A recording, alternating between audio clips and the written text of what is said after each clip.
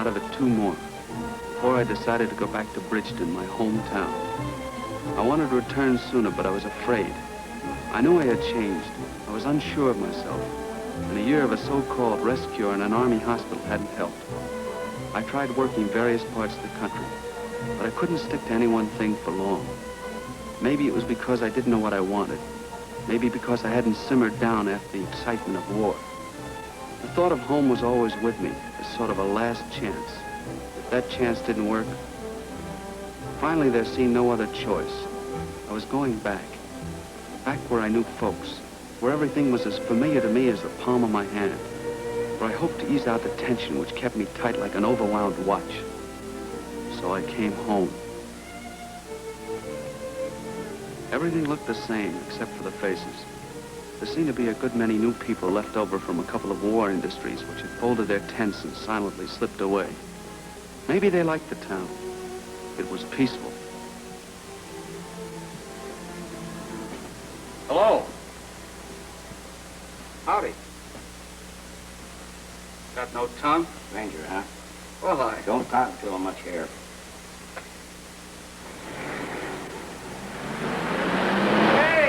Watch where you're going.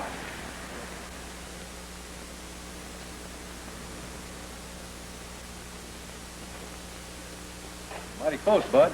Yeah, too close. Neighbor? Stranger in town? Seems that way. What'd you come for? Well, it happens to be my hometown. Most people been going, not coming back. Well, you're still here.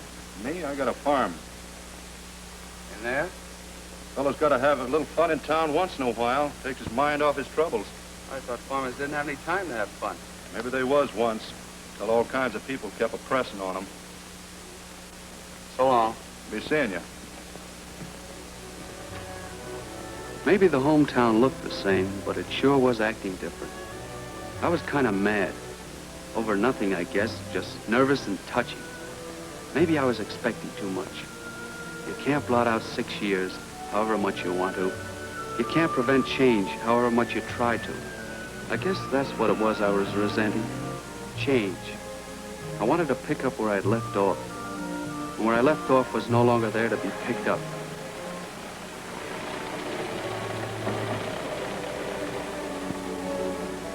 Mrs. Johnny. Hello, Charlie. I haven't seen you around a mighty long time, Mr. Johnny. I've been around a mighty long time. How are things with you? Fine, just fine. I bought me a house and a little farm over by Lee's Creek. Well, a landowner, no less. Well, I've been raising some mighty fine crops. Why don't y'all come by sometime? I sure will. How's Kitty? She's fine. Grandpa still around? Well, he says he's going to live to be 100 years old. He says he wants to see little Bubby grow up. Well, when Grandpa says a thing, he usually means it. Say, Charlie, how about giving me a lift down to folks' house? Sure thing, Mr. Johnny. Hop in.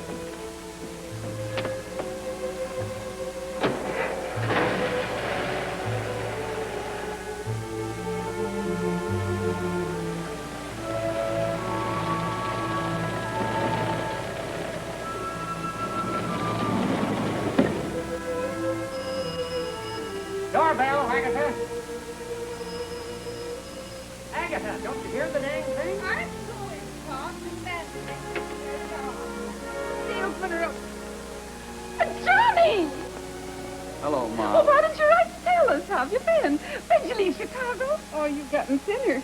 You should have taken better care of you. But it's good to see you, son. I'll have you fattened up in no time. How's Pop? Man said put a thing down in this house. Just disappeared right under his nose. Aggie, where's my pipe? Don't, my pipe. Agatha! Sounds like he's fine. Where is that woman? What's this house coming to? I'm coming. Quit your jammering and yabbering, I declare, provided it don't pop up like toothpaste out of a tube every time you want something. It's just terrible. Besides, somebody's come visiting. Hello, Pop. Welcome, son. Forgive me for not getting up to shake your hand, but I've still got a fixed outlook on the world. How are you, Pop? Well, some folks might say dead, not willing to admit it, but I don't.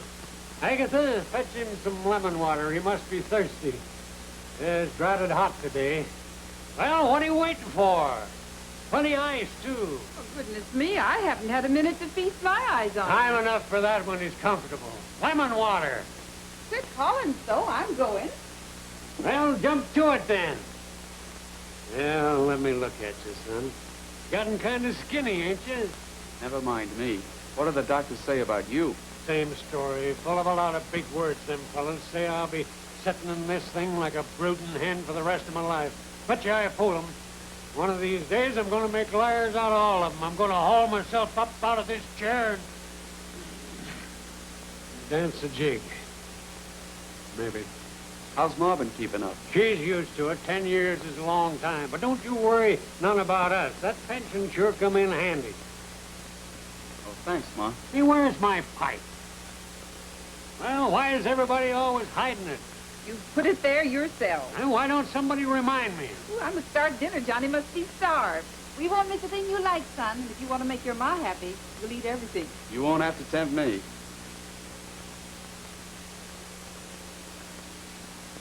Have another piece of pie, son? Uh-uh. Well, It won't hurt you. you want me to bust wide open in my own home? What kind of a medal do you get for that? Well, you don't eat as much as a bird. Well, I don't know. Let's say a hungry ostrich, then. I think he did real well. 2 helpings of everything and 3 of dessert. Still not carrying any masses. Oh, thank you. Say, you folks seen Doris lately? Well, have you? Well, seeing as she lives next door, I'd say we see her real often. I kind of missed her. But you'd think you would have written her more than you did. Well, I was never much on writing letters. You know that. Girl can get mighty lonesome just wondering and waiting. Yeah. I guess I should have written her more often. I'll go see her. That'll be better than anything I could have put on paper. Well, there ain't no rush, son. We've hardly had a chance to talk to you ourselves. I kind of owe it to her, Pa. I won't be long. You make a list of all those questions you want to ask me, and I promise not to skip a one.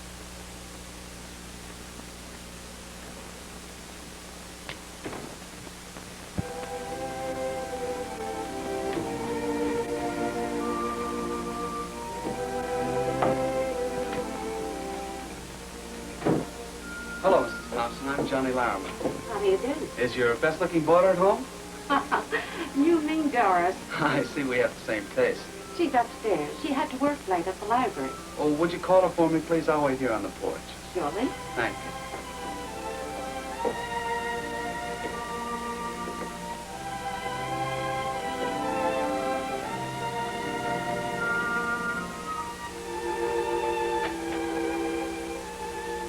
Say it, honey. I deserve every word. Oh, Johnny. Mad at me? Oh, mad at you? Of course not. No fooling? Oh, how glad your folks must be to see you. Oh, I'm so happy for them. How about for yourself? Let's sit down.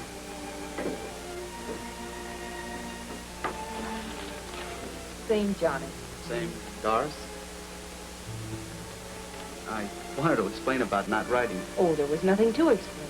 Well, it wasn't that I didn't want to write. It was just that, well, say, you got a match? I haven't. You used to have them for me. Tell me, how does the town look to you now that you're back? You think you'll be able to stand it after all the excitement you must have seen? Look, if we've got to make conversation, let's make it for something that counts. We've lost something. Is that what you're telling me? I've lost something? I'm engaged. Oh, congratulations. Thank you, Johnny. When did you... A few months ago. I guess it's silly to ask if you're in love. Oh, I am, Johnny. I knew it couldn't make too much difference to you. Otherwise, you'd have written. Would it have made very much difference if I had? I don't know. I hope you'll be very happy. See you around sometime. Johnny. I knew I had no right to be angry at Doris. I was wrong. Maybe that's what hurt so much. The folks kind of understood and didn't say much when I got home. That list of questions remained unanswered. The next day I was going to work, back to my old job. At least I thought I was. Johnny, you old son of a gun. Hello, Tony. When did you get back into town? Yesterday. How you feeling? Swell. Ticker been bothering you? No, not much. Oh, brother, if you knew the mountains of dishes you escaped. I don't even want to talk about it. Say, is Mr. Sims in? I want to see him about my old job. He sold out 18 months ago. No kidding. Who's the new owner? I am. Oh. Gee, I wish I could do something for you, Johnny, but the station won't carry 2 pump men, and I've got old Hank Lewis on repairs. He needs the job. That is, unless you want me to... Skip it. I guess you're disappointed. Forget it. Listen, Johnny. I bought this station with the savings of 10 years. Ever since I quit high school and went to work. You understand, don't you? Sure. Say, how about coming over and bowling with me some night? You think you can still beat me? Sure. Call me up sometime. Count on it. Be seeing you. So long, Johnny.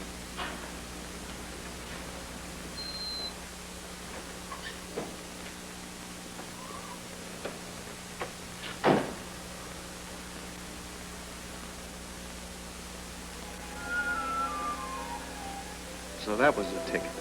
Tony and Doris. No wonder he didn't want me around. Mom acted disappointed when I called her and said I wouldn't be home for dinner. I told her there was something important I had to do. There was something important. I needed a drink. String bean. Hey, we're at it, string bean. Come on, String Bean. Show us that old art shuffle of yours. Oh, let her be. She makes me sick at my stomach. She's fine. Where at a string bean hiding herself anyway? You gotta buy a bottle first to charge the battery. Oh, yeah, sure. Hey, Joe, get a bottle for string bean here. Come on, string bean, knock it out. The bottle's on me. You gotta give me a nickel. Beat the jukebox. String Bean's gotta have music.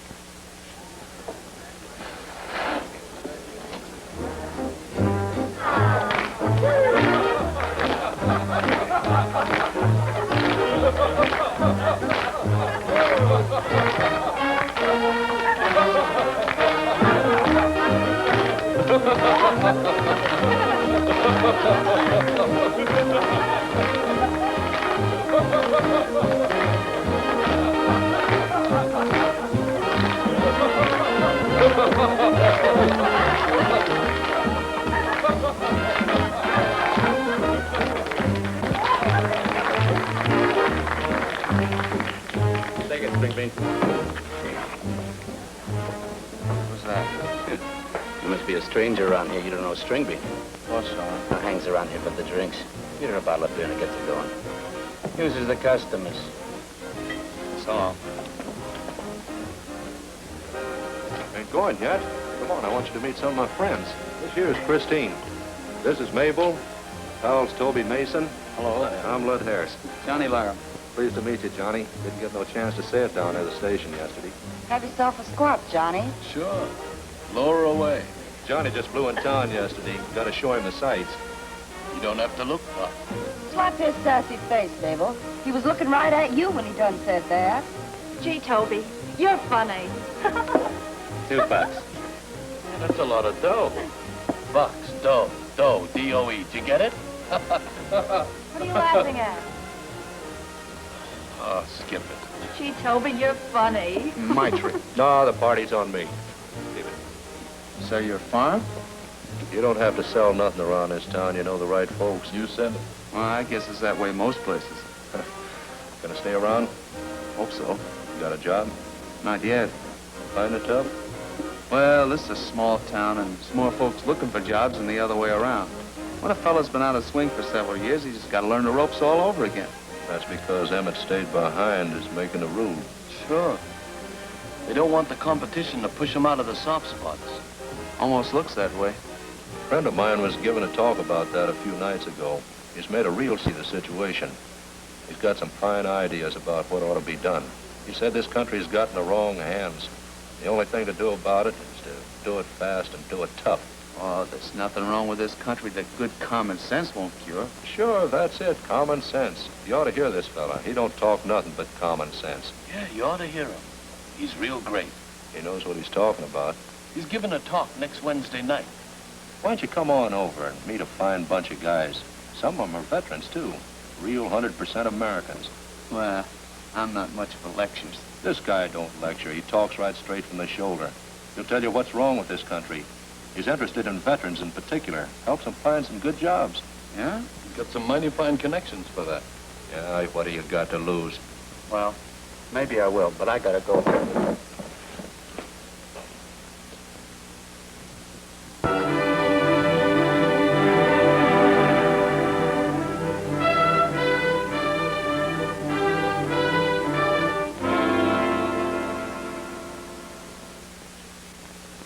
Thanks, Mr. Dawson. Keep up the good work, Lud. You're one of the best organizers we've got in this town. Let me congratulate you on a nice turnout you got together to hear me speak the other night. That ain't nothing to what it's gonna be, Mr. Gibbons. Glad to hear it. Mighty glad. What about this Larimer fellow, Lud? You mentioned him before. What's so special about him? Well, it's this way, Mr. Dawson. He used to be a big shot here before he went to war. I've been looking him up. Captain of the basketball team, won the state championship for swimming. Mighty popular fella. Lots of friends. And if we can persuade Johnny to join us, the big fish will bring in a sea full of little ones, huh? That's the way I figure, Mr. Dawson. Mighty cute figuring, I'd say. You're doing all right, Lud. You're telling me. But how's it look to getting this, Johnny? Like we got the others. Make him think he's benefiting something. Is he working? Ain't heard tell. Have you got any prospects? Don't reckon none. That's where you're wrong, Lud. You look him over in the morning, Gibby. We'll see that he gets a job to fit a nice, clean-cut American boy. What's up? There's a strike on over at the Superior Machine Shop. They need a dozen men there. You think we can fix them up? Yeah, it's a cinch. I'll call Larimer first thing in the morning.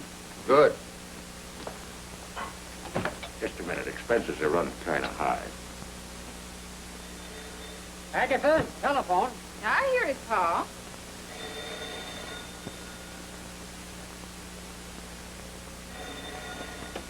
Hello? Yes?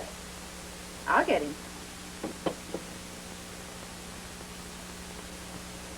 For you, Johnny.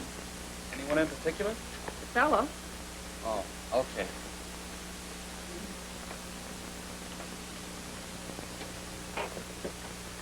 Hello? Yeah, this is Johnny. Oh, how are you, Lud? A job? You bet. 10:30. I'll be there on the dot. Thanks. Thanks a lot. Ma! I'm coming. Well, hurry up. Johnny wants you. What is it, Johnny? Say, Ma, I'll need a clean shirt. Got to see a man about a job. Oh, that's fine, Johnny. Got to be there in 45 minutes. Who is he? Oh, he's a fella interested in helping veterans get good jobs. Say, Ma, will you bring the shirt up right away, please? Right away, dear. Okay. I hope he gets it. It's just what he needs to take up his time and thought. Well, you ain't helping him standing there. Get his shirt. Get his shirt. Just you keep yours on, Pa. He'll be here. Ain't 10:30 yet. Like in 5 minutes. Here he comes now. Morning, Johnny. Howdy, Lud. I want you to meet my friend, Mr. Gibbons. Sure glad to meet you, Mr. Gibbons. It's a pleasure for me, Johnny. A real pleasure. And just call me Howard. Any friend of Lud's is a real friend of mine. Thank you very much. Lud here says you might know where I could get a job. It's mighty kind of you to bother. It's no kindness, Johnny. It's my duty. I'm interested in veterans. Plenty interested. I figure a man who gave his blood to keep this country safe for me is a man I owe an obligation. I never gave any blood. In fact, I never even got a scratch. But you wore Uncle Sam's uniform, and that's enough for me. I want to help you. I figure you've got it coming, the easy way. Know anything about mechanics? Well, I'm pretty handy around a car. Machinery, I mean. Well, never mind. You could learn. Drop around to the Superior Machine Shop on Water Street. Ask for Jim the foreman. I told him to put you to work. Thanks, Mr. Gibbons. I'll get right down there. Oh, just a moment. They're having a little trouble down there. That bunch of rats who used to work there are out on strike. But don't let them keep you out. This is a free country, and every man has a right to a job. Don't worry about me. I'll be there. That's the good old American spirit. Thank you, Lud.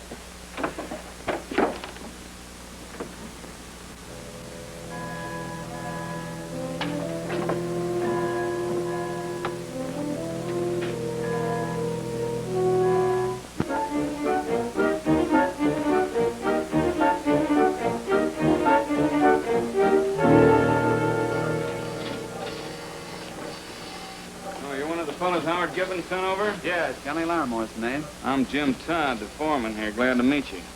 Those fellows outside give you any trouble? No, I walked right in. Well, don't let them bother you. They're always looking for something for nothing. Those moochers don't appreciate anything they got. Just what do I do around here? Oh, well, right over here, I'll show you. Nothing much to it. Just take one of these blocks here, slide it under the machine, flip on the switch, get the drill down the center of that little mark, see? Think you can handle that all right? Yeah, that looks easy enough. Sure, very simple. I'll tell you what you do. Go home for now, get some old clothes on, come back tomorrow morning and start you up, huh? Thank you very much. All right, swell.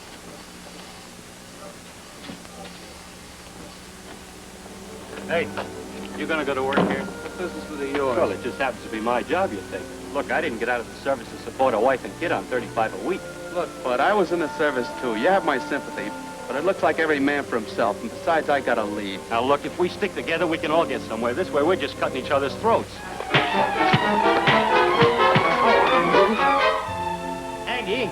Aggie, where are you? Now, what's the matter this time? Oh, my glasses. How do you expect me to whittle? Where'd you hide them? Something smells good in there. Oh, I've got all of Johnny's favorite dishes. A working man needs his drink. She'd hurry up. I'm hungry. Be patient now. He'll be here pretty soon.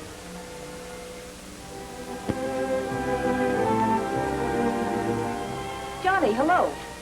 Hello. Say, would you mind bringing in the paper? The paper boy's really missing his aim these days. Yeah.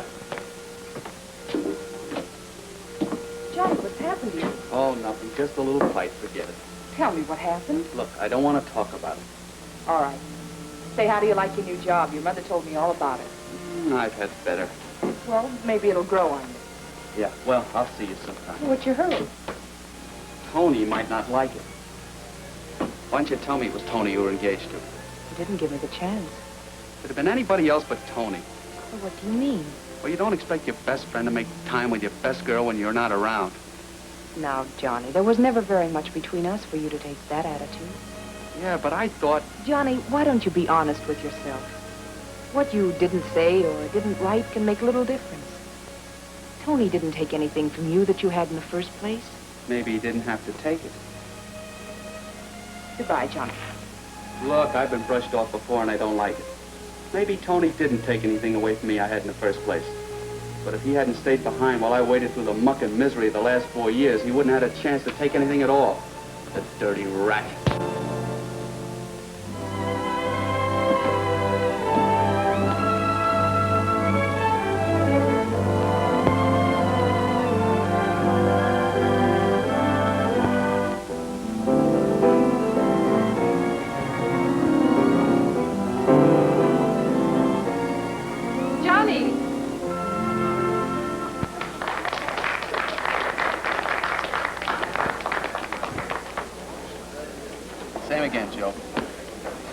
Forgot me, Johnny, have you? I thought you were Lud's girl.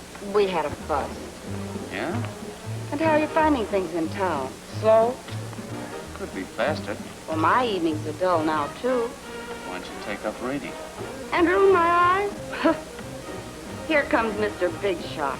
I'm going to leave before I get into an argument with him and tell him just what I think of him. Remember those dull evenings I mentioned before?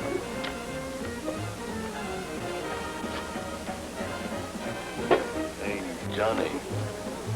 Hi, John. You got anything to say to me, get it off your chest. I'm listening. What's eating you? You know. What are you talking about? Doris. Doris? Well, what about her? Go ask her yourself if you're too yellow to ask me. I just stopped in for a beer after closing the station. I haven't the faintest idea what you... Oh, that line's the safest. Your girl's got more guts than you have. Maybe you know what you're talking about. I don't. Come on, have a drink with me. I'd rather have it on you.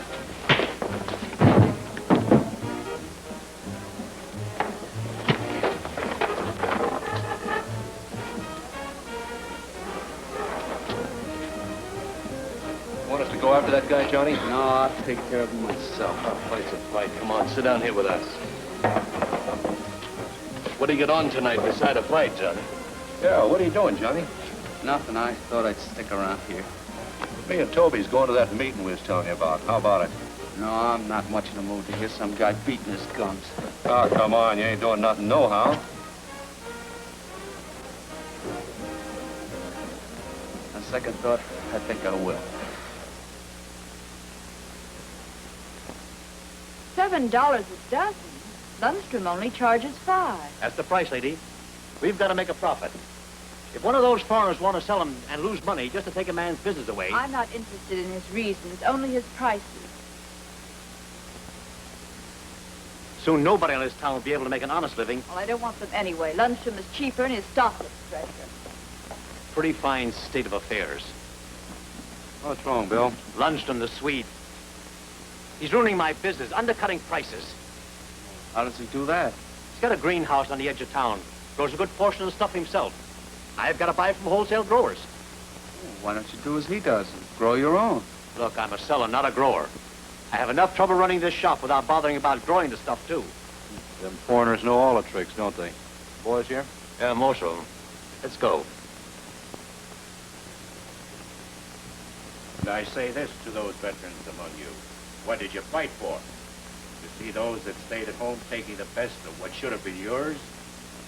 And I say to all you 100% Americans, you so proudly belong to the America Only Association, will you let your birthright be taken from you by foreigners who have contributed only their presence to our great and glorious country?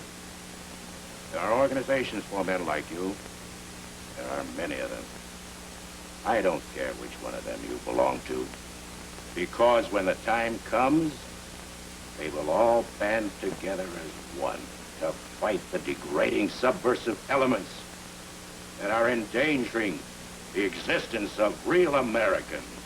The only thing I can say to you men is, band together and fight, fight, fight, fight.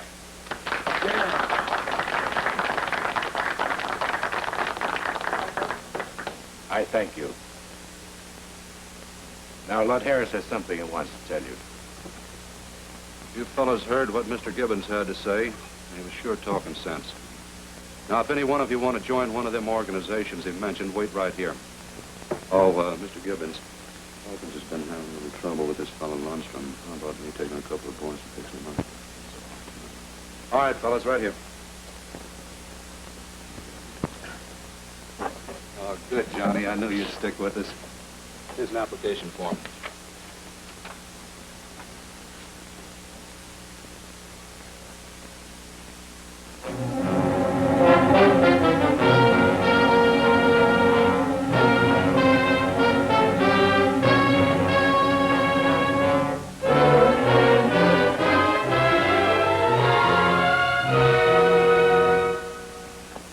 How'd you find things in the big city?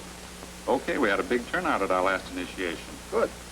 Here's the breakdown on the sales figures for the Northern Territory. Benton County, 132 caliber repeating pistols at $50 each. 100 uniforms, $25. About those bed sheets, I got a real break. I put a bid in at an Army surplus sale and nosed out 2 hospitals and a hotel. I also made a good deal with the Clark Garment Company. By guaranteeing them not less than $1,000 a month, I figure the sheets will cost us about $6 a piece. We sell them for $25 a piece. Not a bad profit, eh? Yeah, it's better than real estate. Essex County, total dues for the current fiscal month, $1,250. 800 pistols, 500 uniforms. Carson County, total dues. Well, looks like the only thing likely to stop us from getting rich in a short order is... A sucker born every 5 minutes instead of every minute. You're a smart man, Eddie. You don't let any grass grow under your feet. It's always smart to play safe. Election's coming up soon.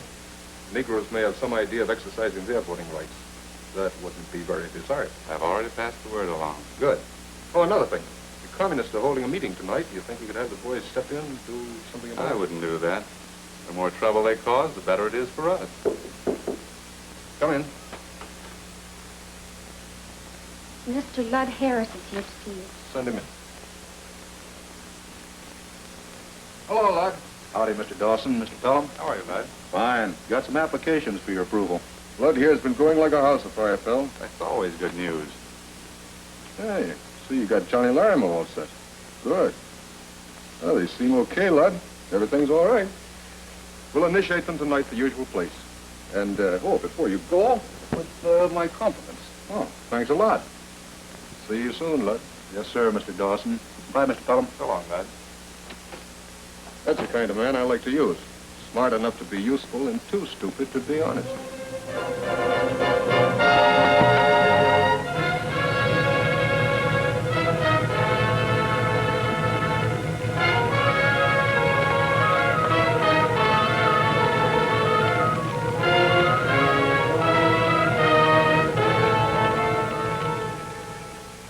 Your Excellency, the sacred altar of the clan is prepared. The pure water of mankind stands ready for our sacred duties. The fiery cross illuminates the altar. Why the fiery cross? Sir, it is the emblem of that sincere, unselfish devotedness of all clansmen to the sacred purpose and principles we have espoused. I see strangers in our midst. What is the meaning of this? Your Excellency, these men have expressed their desire to be initiated into our illustrious clan. Have the initiates been thoroughly interrogated and received all preparatory instructions? Yes, Your Excellency. Sirs, to avoid any misunderstanding, we require as absolute necessity on the part of each of you an affirmative answer to each of the following questions. Will the Club interrogate the initiates? Is the motive which prompts your ambition to become a Klansman serious and unselfish? Yes, yes. Are you American-born, white, Gentile, American citizens? Yes. Are you absolutely opposed to and free of any allegiance of any nature to any foreign potentate or ruler? Yes.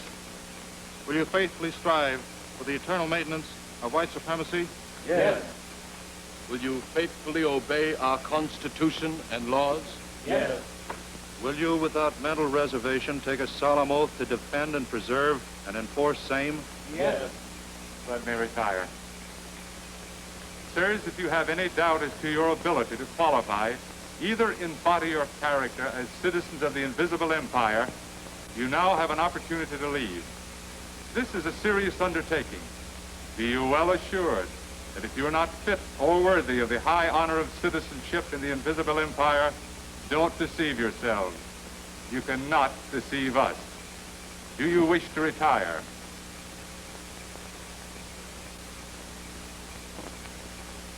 What, O faithful Clud, if any of their party should prove himself a traitor? He would be immediately banished in disgrace from the invisible empire, without fear or favor, and direful things would befall him. You are now ready to step forward and kneel before the altar to take the sacred oath of allegiance.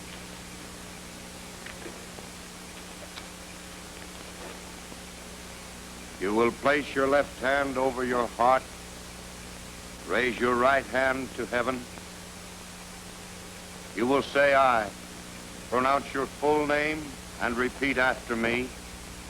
I, Robert Cowdy, John Larimer, Ken Dumaine, Jimmy Bass, Lloyd Rogers, in the presence of God and man, in the presence of God and man, most solemnly pledge, promise, and swear most solemnly pledge, promise, and swear that I will faithfully obey that I will faithfully obey the Constitution and laws the Constitution and laws of the Ku Klux Klan, of the Ku Klux Klan, and will render at all times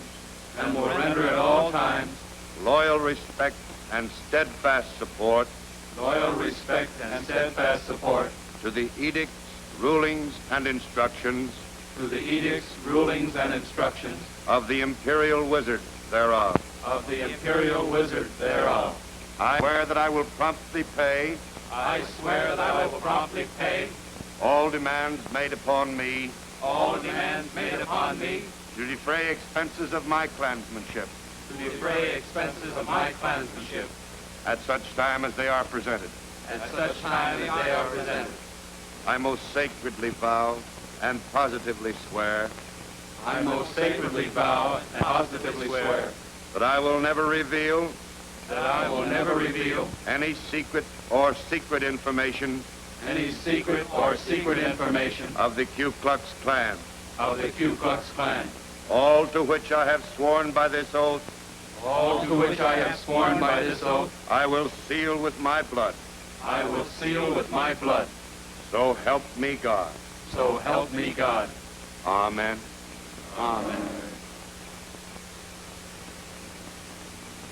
You may lower your hand.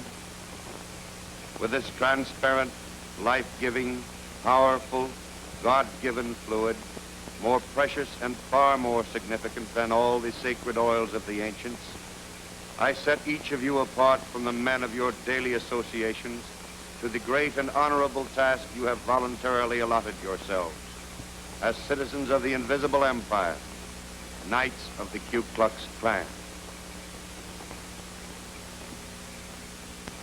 Sirs, neath the uplifted fiery cross which by its holy light looks down upon you to bless with its sacred transitions of the past, I dedicate you in body, in mind, in spirit, and in life, the holy service of our country, our homes, and our clan. You may now rise. Sirs, I congratulate you on your manly decision to forsake the world and immigrate to the delectable bounds of the invisible empire and becoming loyal citizens of the same. Remember that mortal man cannot assume a more binding oath. Character and courage alone will enable you to keep it. Always remember that to keep this oath means to you honor, happiness, and life. But to violate it means disgrace, dishonor, and death. May honor, happiness, and life be yours.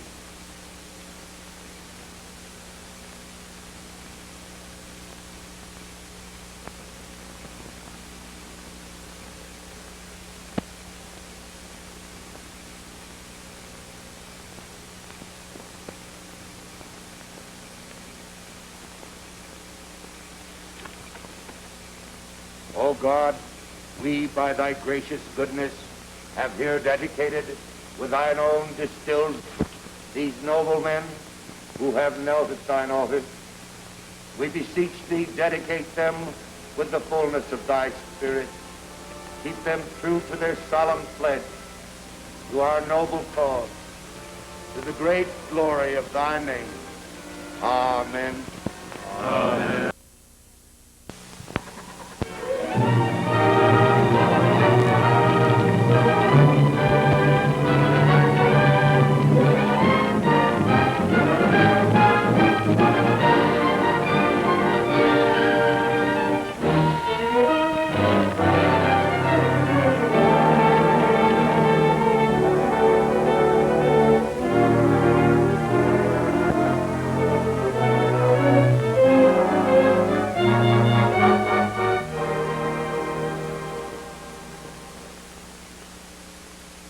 And you've all read about the conscienceless attacks by vandals on decent citizens of our community.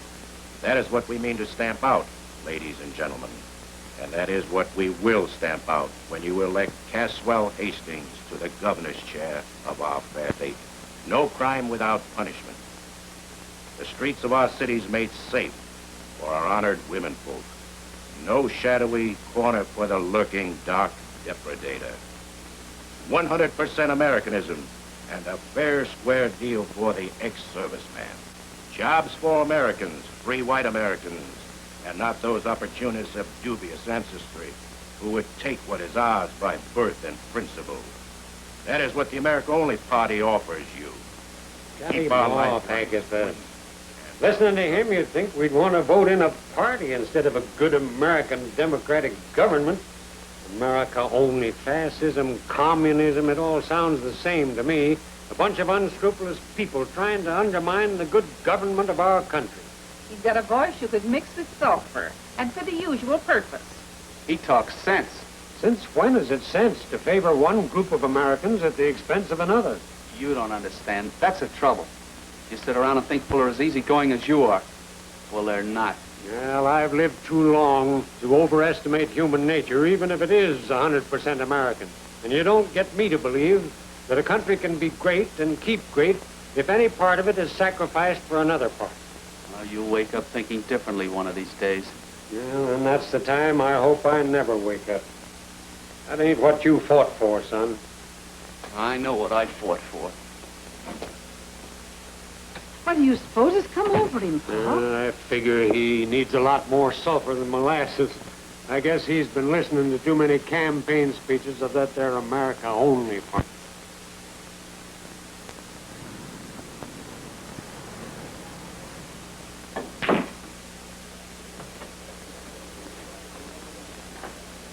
I want to talk to you.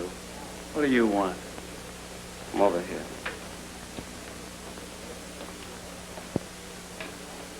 Well, what do you want to talk about? Lundstrom and a couple of other things. Okay, so you got no use for me. But I owe you this for favors you did me in the old days. You owe me nothing. I passed Lundstrom's flower shop the night they smashed it up. I saw a couple of those guys. I recognized them. And you, too. So what? So the next time I know anything, I'm going to the police. I like this town, and I want to keep it fit to live in. Is that all? That's all.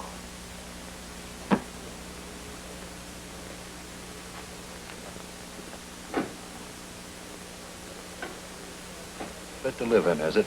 Well, that's mighty interesting.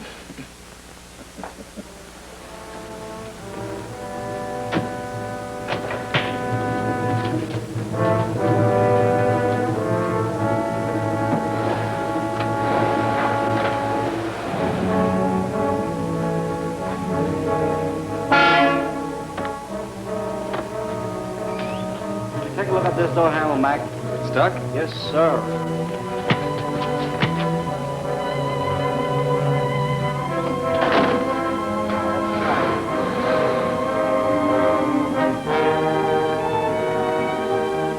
Has the jury reached a verdict? Guilty.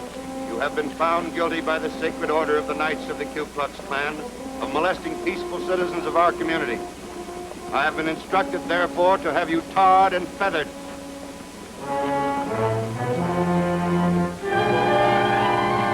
Where are you taking me? Why don't you two hoodlums say something?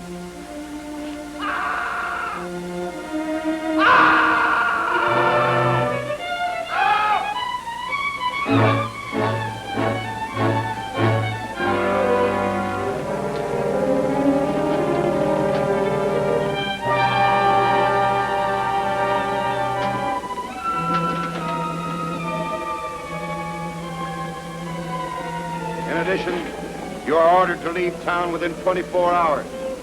Should you fail to heed these instructions, you expose yourself and your family to the penalty of death. Take him away and dump him on his front lawn.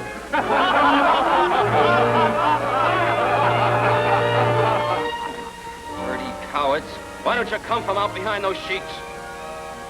Come on, hold him. That's you, Lud Harris. I recognize your voice. Listen here, you greaseball. You've been mighty hightailed around this town. Sticking your snoot in where it ain't got no business. Talking out of turn so gall darn highfalutin. Sparking our women what are too good for the likes of you. Johnny Larimer. You're out there, too. I know it. Sure he is. I know what he's talking about, what he means. Don't let them get you mixed up in this, Johnny. You're not the kind. You're no murderer. Don't lend yourself to this, Johnny. Don't let them do it. If that ain't crawling, I ain't never seen it. Johnny! We ain't gonna hurt you much. Just gonna teach you a little lesson so that when we tell you to get out of town in 24 hours, you'll believe us. Hey, this is great. Better than seeing the Admiral call up the quarter deck. Strip him. We don't need no trial here. Look out, you fellas! Give me that gun. All right, boys, get going. Nobody knows nothing. Keep your mouth shut, but get going. You're not Where are you gonna come out going? there. You may have a chance to live. I don't miss. Come on, give me a hand. All right, let's go.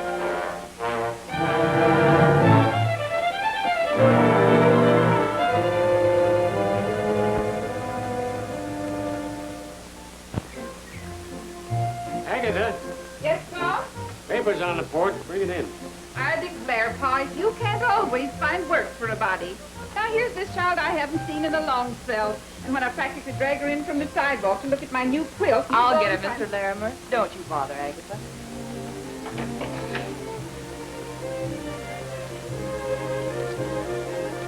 Well, what's going on in the world today? Declare, Pa, I wouldn't mind your whipping if it wasn't for the mess that went with it. It does look like you could keep things up better than this. Oh, no! Why, honey, what's the matter? There's something in the paper. Oh, not Tony. Not that nice young fellow. Oh, how awful. What is it, woman? What did Tony do? Kiss old Miss Spinner on Main Street or something? There, honey, don't cry. Why did they do it? He was the sweetest, kindest. Tony Arini. They found him dead, shot over in Tallis clearing. Paper says, judging by the tracks it was and things, it was a big group that done it. Come on, dear, I'll take you home. What did them filthy cowards want with a feller like Tony? Did they say, or do they know who it was? I say it's them no-account vagrants who've been causing all the trouble over the countryside. Maybe it was something else. They have no proof that it was night riders. Might have been an accident. Bullet didn't go through the back of his head by accident. It's deliberate. And I hope every last one of them hangs hard and fries deep in the lowest depths. If they can find one low enough down and foul enough to take them. I'll see you later, Pa. I'm going out and get some air. Murdering swine.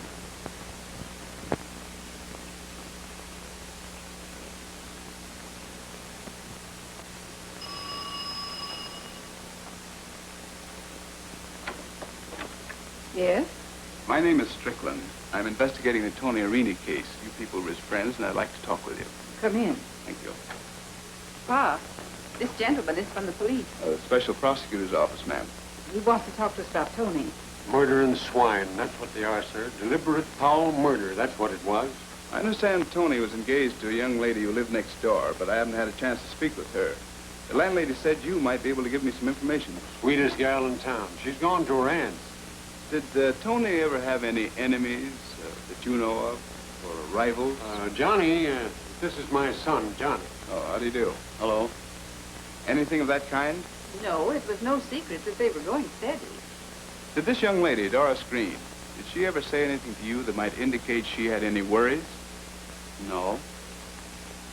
Well, thank you all. I may have occasion to call on you again. Anytime. Goodbye, sir, and when you catch him, don't have any mercy on him. Maybe vengeance is the Lord's, like the book says, but I doubt if he'll complain in this matter. Johnny, my pipe.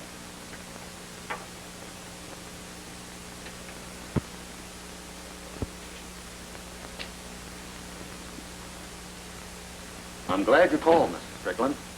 The situation is likely to get out of hand unless nipped in the bud immediately. I'm authorized by the Special Prosecutor's Office to enlist the cooperation of your department. You can count on me whenever necessary, Mr. Strickland. Thank you. The men responsible for those crimes, and especially the death of Tony Arini, must be caught and punished. We'll do our best. Came to my office this morning after phoning for an appointment. His name's Walter Strickland. Works out of the Special Prosecutor's Office. Mm-hmm. How long's he been in town? Didn't say, but I checked the hotels. He's staying at the Franklin. Been there several weeks. Been snooping around on the QT. It was that Arini thing that started this hornet's nest. What was the matter with you, Lud? Well, he recognized too many of us, Mr. Dawson. He might have talked. Now they won't find out nothing. I hope not. Harry, you keep me informed as to what goes on with this Strickland fellow. Depend on me, Maud. And give him all the cooperation he wants, in an uncooperative way. Leave it to me.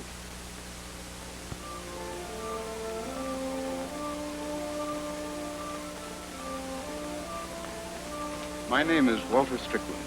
You're from Bridgeton? Well, that was my last stop. I'm a special investigator for the State Prosecutor's Office. Well, I'm sorry to cause you any trouble, but... Then you know about Tony and me? Yes, that's why I've come to ask you to help me. Help? This brutal crime can't go unpunished. And may I say it goes beyond your own tragedy, Miss Green? We have reason to believe there's an organization behind it, and other people's lives are in danger. What can I do? Come back to Bridgeton. There's nothing for me there, Mr. Strickland.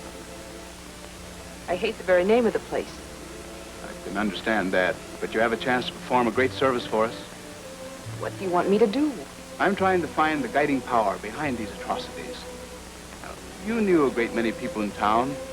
You knew one man particularly well. His name is Johnny Larimer. Johnny? You believe that... I've discovered certain leads on my own. I believe Johnny Larimer could furnish me with indispensable information which would guarantee the successful prosecution of those I want. That's why I want your help. You believe that Johnny is one of those... For that answer, I must depend on you. I believe he's the only one who can help me put these men where they belong, by catching them in the act. If Johnny is connected with them, then you want me to... To gain his confidence. He was once in love with you, or thought he was. When does the next train leave for Bridgeton, Mr. Stern?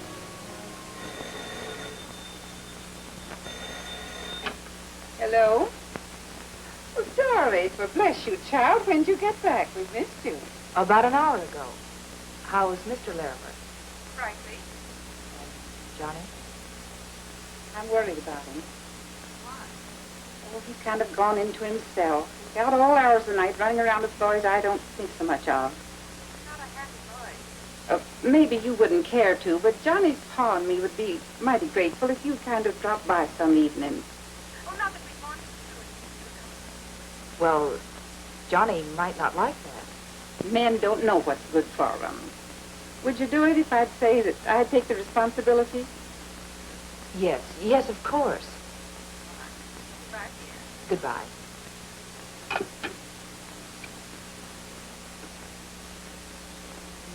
You haven't said a word for 10 minutes. I guess I've been thinking. What about? About Tony. We grew up together, pals all our lives, and now it's... I thought you didn't have much use for it. Oh, I blew my top.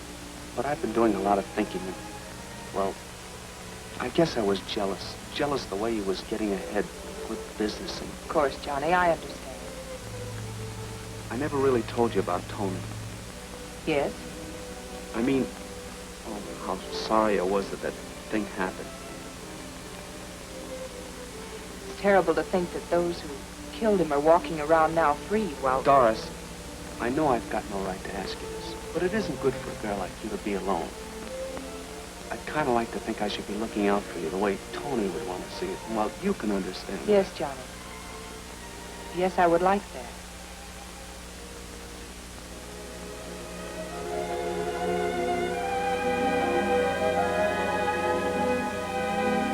I couldn't forget Tony lying there in the woods. I tried to tell myself it wasn't my fault. But deep inside, I knew I was still to blame. Murder was a little more than I had bargained for. I may have been restless before, but I was desperate now. I was doing somebody's dirty work. Just whose, I didn't know. What's the matter, Johnny? Daydreaming? Nothing's the matter, except that I'm quitting.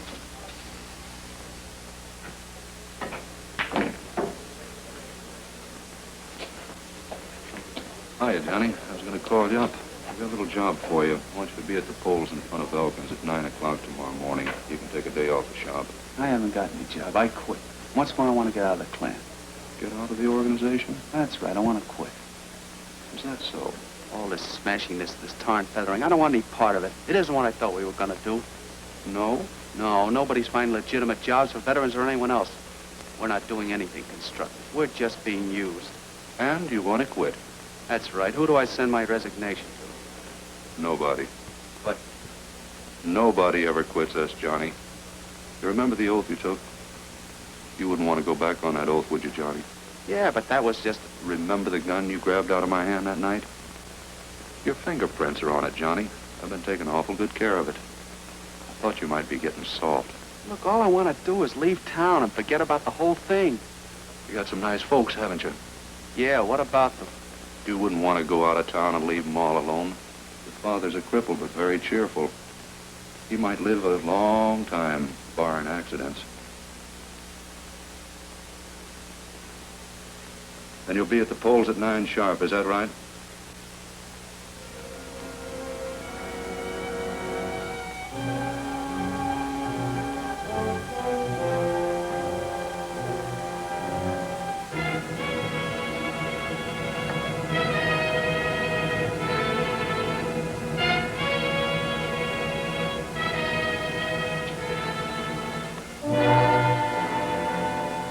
Hey, look.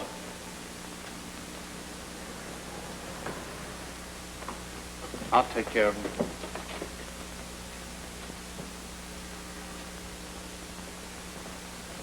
Charlie, I want to talk to you. Sure thing, Mr. Johnny. You weren't going to register, were you? Well, I sure was, Mr. Johnny. Look, your vote isn't going to mean a thing. There's only one real candidate in this election, and he's going to win. So why waste your time? Well, maybe he does win.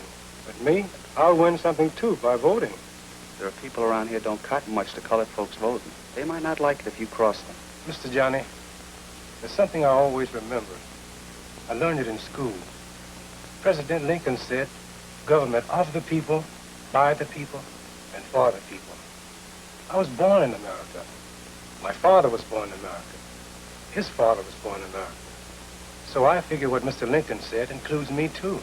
Look, Charlie, I wouldn't be telling you these things if you weren't my friend, but I don't want to see you get hurt. But who's going to hurt me for doing my duty as a citizen like the government says? Charlie, I've done you a lot of favors in the past, haven't I? Sure I have, Mr. Johnny. I'm very grateful to you. Well, then do me a favor now. Don't register. Don't vote. Go back to your farm. Don't mess in things that won't help you. You'll only get hurt. Mr. Johnny, if you had asked me for one of my eyes, I would give it to you. If you had asked me for every cent that I've saved, I'd give you that, too, and you wouldn't have to pay me back. But I can't give you my birthright. I've got to think of my son, little Bubby, and what this will mean to him when he grows up. I'm sorry to have to refuse you, Mr. Johnny. Well, I guess I'd better go now before it gets too late. So long, Mr. Johnny. Charlie.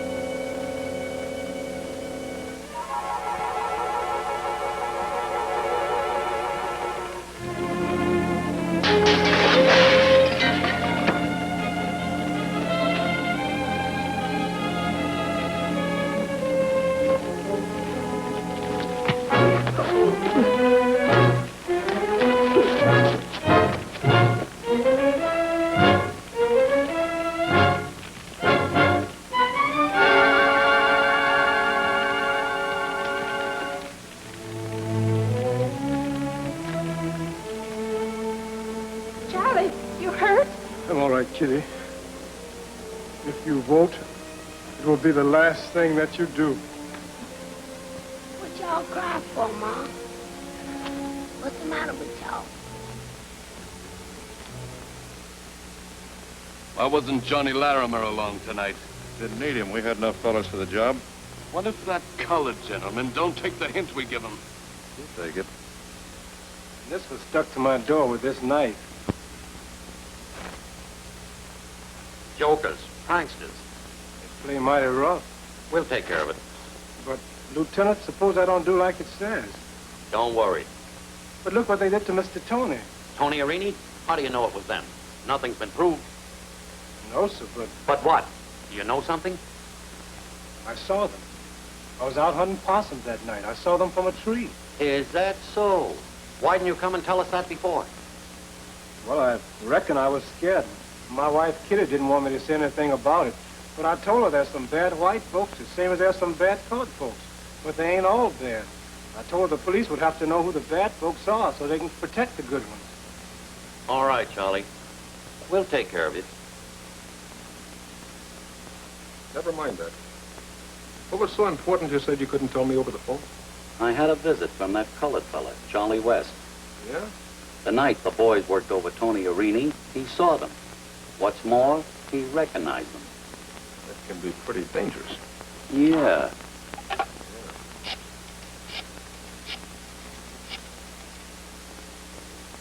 Bud? What bus? Get over here as soon as you can. I was waiting for Doris. She had been swell, warm and friendly. I had to tell her the truth that night. I knew she was going to hate me, but I had to tell someone. If I kept it inside of me any longer, I'd burst wide open. Hello, Johnny. Been waiting long? No. You mentioned a movie tonight. Couldn't we sit and talk for a while? Was anything the matter? Doris, I've got to talk to someone. I must. I just have to. Won't I do? Doris, I was there the night Tony was killed. They were only going to scare him at first. Then something went wrong. Tony made a run for it, and they... Doris, I'd give my life if it would bring him back. I'd give my soul forever after if I could.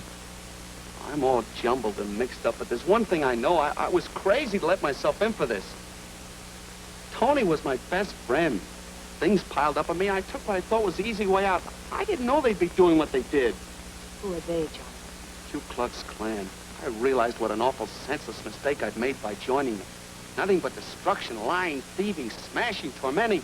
It sickened me, but it was too late. I was there. I saw what they did. I was one of them. And now, tonight, exactly 1 hour, they're going out on another job to get Charlie West. Are you going along? I've got to. It's either that or taking the chance of my family being hurt. Doris, you have every right to hate and despise me. I don't expect anything different. I don't hate or despise you, Johnny. I feel sorry for you. Doris, wait. I must get word to the police.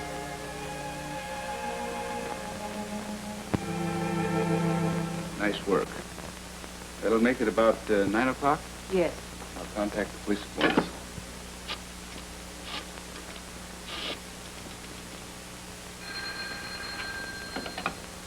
Lieutenant Hill's office. Lieutenant Hill? Strickland. Great news, Lieutenant. Looks like we've netted our fish. A bunch of the night riders are going out against Charlie West, a colored farmer. Out at 7 Mile Point. They'll be there in about a half an hour. That's mighty interesting, Mr. Strickland. Get a group of your men out there, and we'll collar the whole mess. I'll get right on the job. What about Johnny?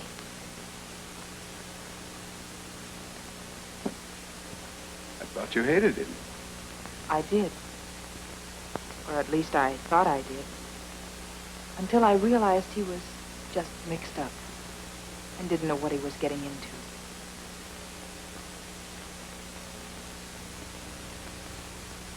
Anything interesting there, Lieutenant? Yeah.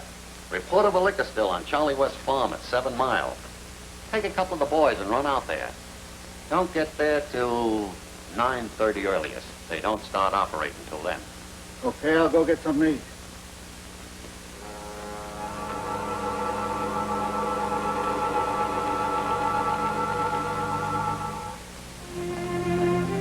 Night riders.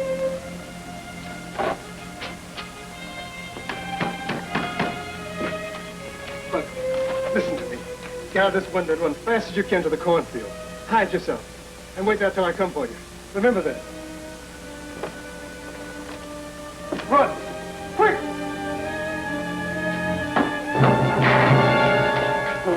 What do you fellas want? Go to the cops, will you?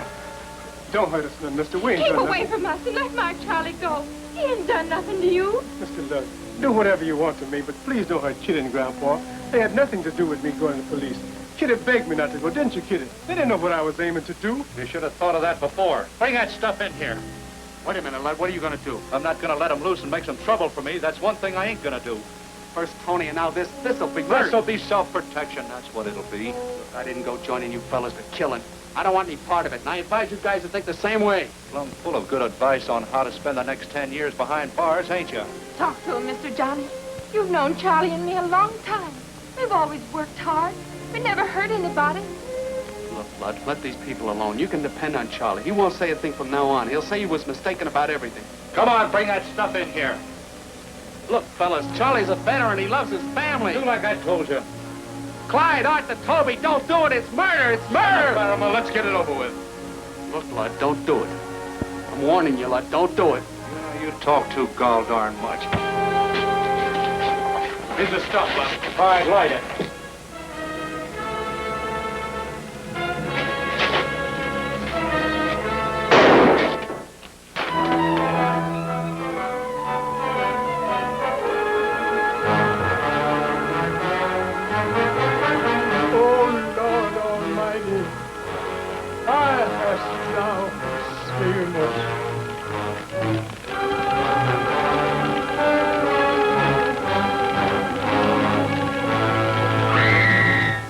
Feeling has been stirred high in the United States by the depredations of hooded night riders, resulting in the brutal murder of a Negro farm family.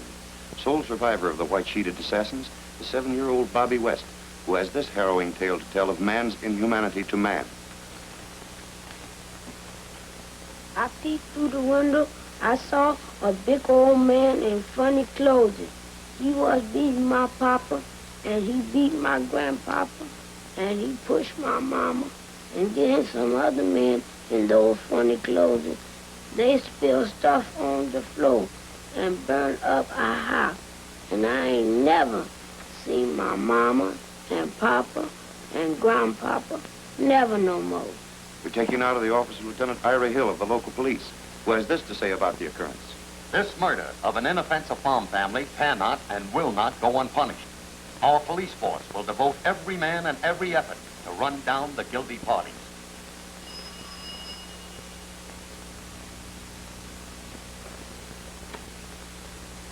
Hello, Agatha. Have you heard the news? Yes, we've heard it. Is Johnny here? I must speak to him. Yes, he's upstairs in his room. Oh, don't call him. I'll go up. Come in. Hello, Doris. I thought you were going to call the police. I didn't, but Mr. Strickland did. Strickland? What's he got to do with this? I've been working for him, Johnny. He asked me for help after Tony died. So that's why you came back and showed so much interest in me. Oh, at first I only wanted revenge. But then I learned how you felt, and I wanted to help you, too. I still want to help you, Johnny. And you can help us. How? I made an appointment for you to go to see Mr. Strickland tonight. I want you to tell him everything you know. That sounds fine, but you forget we're dealing with vicious men. I don't care about myself, but I got a family to consider. Why should they suffer for my crimes? They would want it that way, Johnny, believe me. No, it isn't fair. Johnny, talk to your father. I know, believe me, I know he'd rather be dead than to stand in the way of stopping these men. Please, Johnny, for your parents' sake. For my sake. Don't let Tony's death have been entirely in vain. Don't let the crime that happened last night be forgotten. Please. Send him in. Mort? Glad to see you, Bill. Nice trip. Hot weather to do campaigning. Our prospects up your way. Mort? It was a mistake, that Charlie West business. Mistake? Antagonized a lot of people not in the habit of thinking for themselves. How's that? It was a punch between the eye that started the wheels turning in their heads. When a man starts thinking, he begins asking questions. The kind of questions he asks, our answers don't fit, except by stretching them an awful lot. Thinking means using the muscles of the mind, Phil. Folks hereabouts are too lazy, shiftless to keep at it long. What's more important than that is a spy we've got to rout out of our ranks. Spy? Yeah. Somebody tipped off that fellow Strickland that the boys rode against Charlie West's farm that night. He relayed the information to the police, and Ira got the message. It's a good thing Ira's one of us. It saved our skins. Got any idea who this stool pigeon is? No idea, but a strong suspicion. Lud told me that Johnny Larimer talked pretty big at the farm that night after he had tried to turn in his resignation earlier in the week. Resignation? Mm-hmm. That's a laugh. That's not a suspicion. It's a certainty. You've got to be sure before you set him up as an example. I'm sure. I guess you're right, though. Good luck.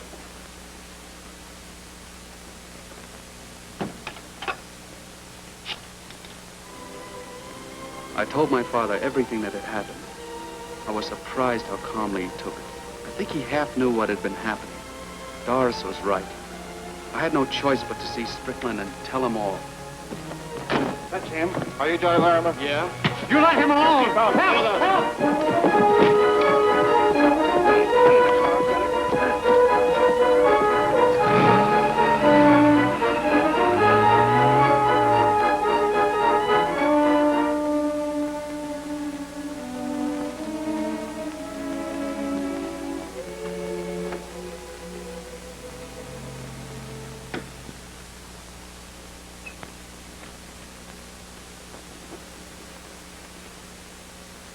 How is he? Concussion. Miraculously, nothing more. Has he spoken? A few words before he went off again. Johnny's been kidnapped by 2 men in a car. Any description of the man or the car? No, he fell unconscious before I could say. What are the chances, Doctor? He may come around in 5 minutes, 24 hours.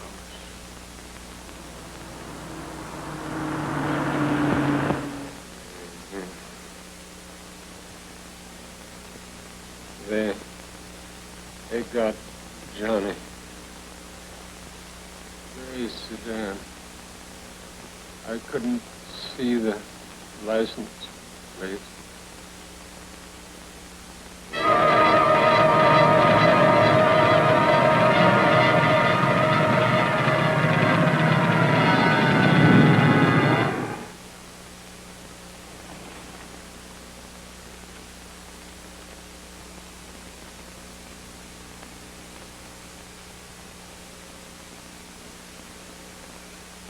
Yes, Captain. Hold a dozen men for me. I'm coming right over.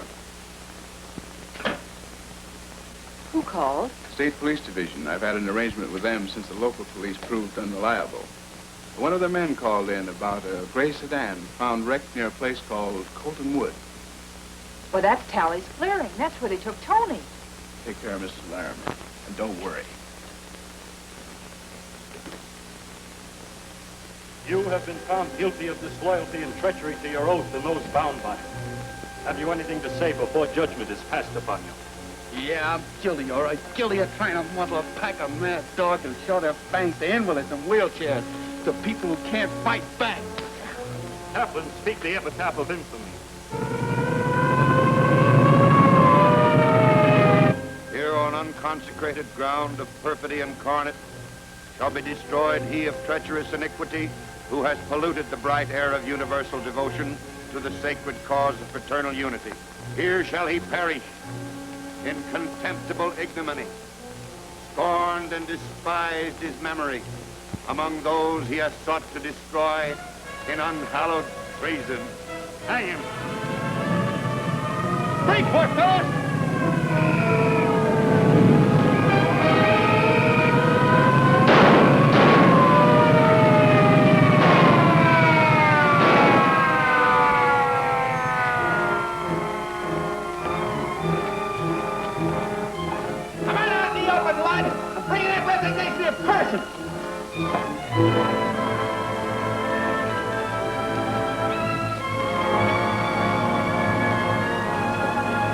Got anything more to say about getting me through my family? Say it.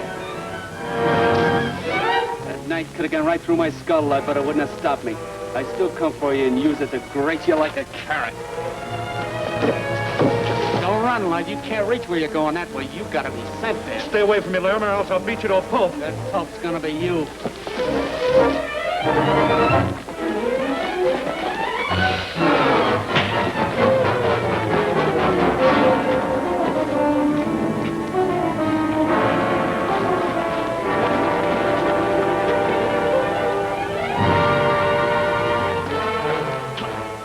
I ain't so easy killed, Laramie. It's been tried before.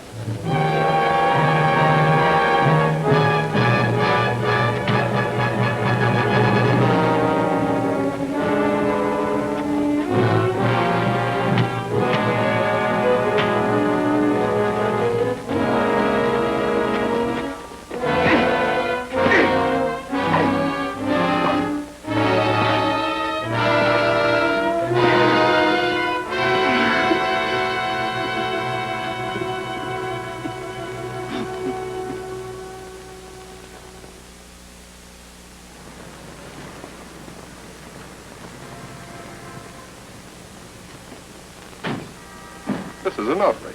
I'll sue you for false arrest. A man has his rights. You've been doing your best to take it away from a lot of others. We've got influence in this town. Get inside. Your pal, Lieutenant Hill, is getting lonely in that cell.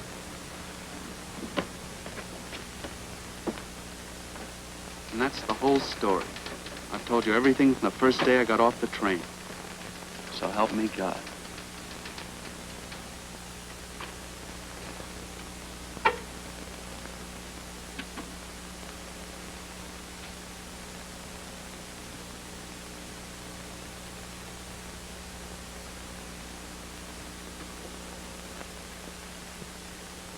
I must tell you before you sign this, Johnny, I don't know how you come out, what the jury might do.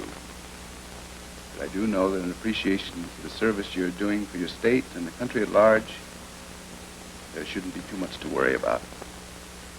My office will be on your side. You won't be alone.